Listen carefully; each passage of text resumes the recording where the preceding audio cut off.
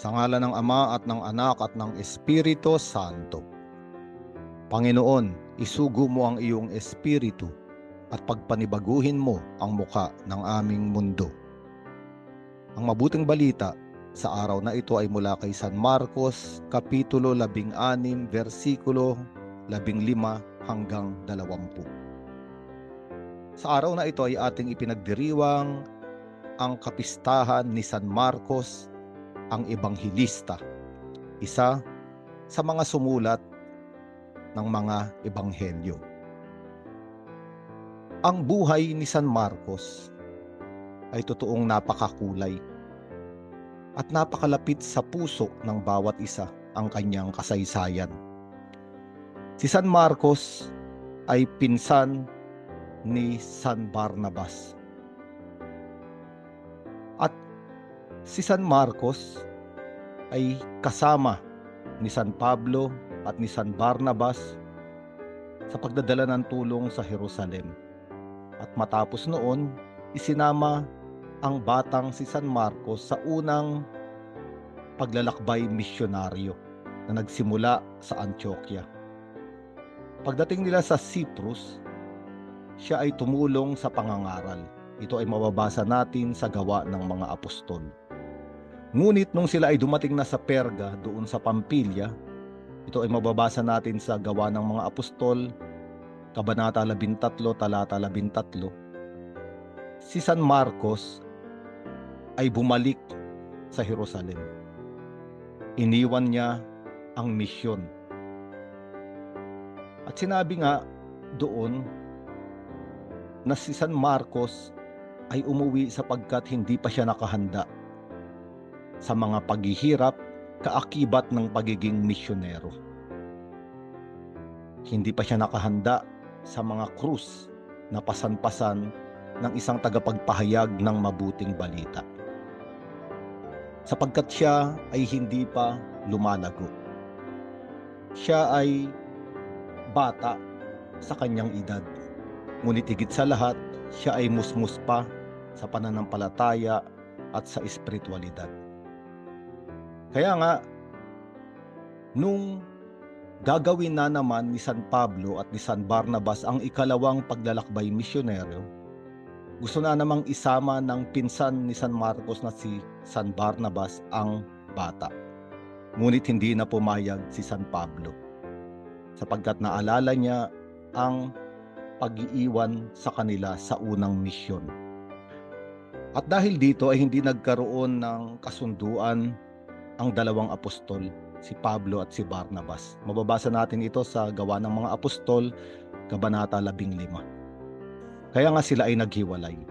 Isinama ni San Barnabas si San Marcos sa kanyang pagpapahayag, samantalang si San Pablo ay humanap ng ibang makakasama sa kanyang pangangaral. Ngunit bandang huli, makikita natin sa huling mga sulat ni San Pablo bago siya maging martir, ay nagkaroon sila ng pagkakasundo ni San Marcos. Tinawag nga siyang kapatid na manggagawa. Noong siya ay sumulat kay Filemon sa mga taga-Kolosa, noong siya ay nasa Roma. At mababasa natin sa ikalawang sulat kay Timoteo, Kabanata 4, talata 11, na hinihiling ni San Pablo na sana ay pumaroon si San Marcos sa Roma kung saan siya ay nakakulong upang sila ay magkasama. Sa madaling salita, si San Marcos noong siya ay musmus pa sa pananampalataya ay nangamba at natakot sa krus ng pagpapahayag ng mabuting balita. Kaya siya ay tumakas at umuwi sa kanyang tahanan. Ngunit ang Diyos ay palaging nagbibigay ng bagong pagkakataon. Kaya nga naman, si San Marcos ay unti-unting lumago, nahubog, hanggang tanggapin na siya at yakapin ni San Pablo na isang totoong misyonero katulad nila. At noong naging martir na si San Pablo, makikita natin na si San Marcos ay nangaral doon sa Roma. At sa kasaysayan ding ito, Sa tradisyong ito, makikita natin na si San Marcos ay naging kaagapay din ni San Pedro. Ang tawag nga sa kanya ni San Pedro ay ang kanyang anak.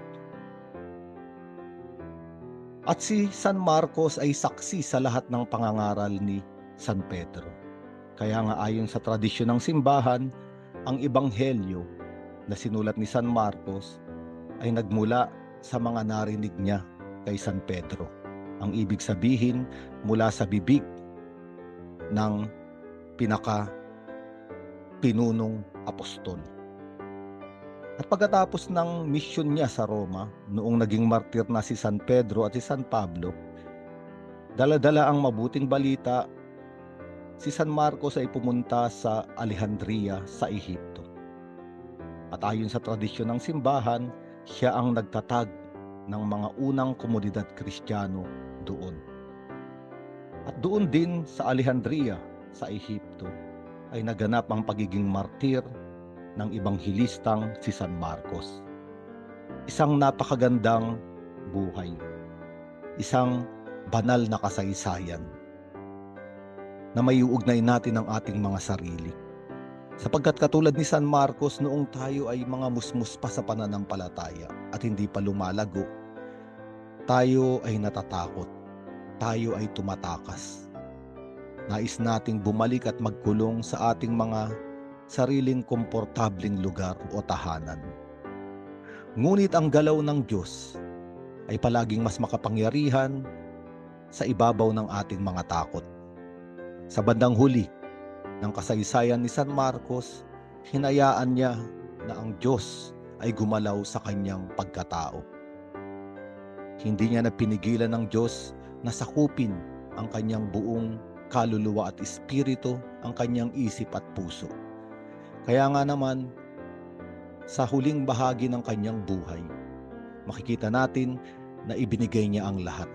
Ang buong siya, ang buo niyang pagkatao, ang buo niyang kakayanan, ang buo niyang talino. Kaya sa mga araw natin ngayon, mayroon tayong isang napakagandang ebanghelyo.